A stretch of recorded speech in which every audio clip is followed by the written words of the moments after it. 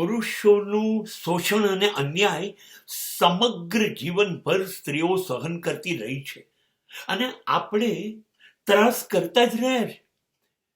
જ્યારે એ પિતાના ઘરે હોય છે ત્યારે એને સ્વતંત્રતા નથી. એને જ્યાં ભણવું છે, જેમ ફરવું છે એની, એને કમાવું છે ના, એની પસંદગીનો પતિ પણ એને આપવામાં નથી આવતો. એને એ પતિ આપે છે જે એના પિતા કે એમના કુટુંબીઓ નક્કી કરે છે. આ પહેલું શોષણ. હવે ત્યાં ગયા પછી એને કેમ જીવવું, શું કરવું, શું નહીં, કયા કપડાં પહેરવા, કોની જોડે બોલવું, શું કરવું, એ બધું પતિ અને સસરા નક્કી કરશે.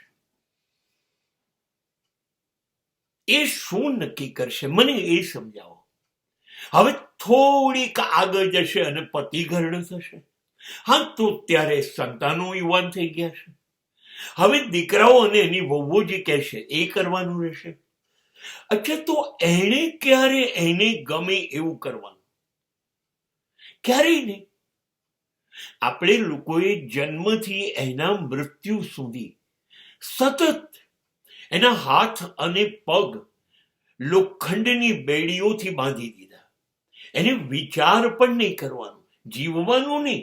સ્વતંત્રતા એ કયા પ્રદેશનો શબ્દ છે સ્ત્રી માટે? એ તો ગુલામડી જ છે. ગુલામ થવા સર્જન થયું છે.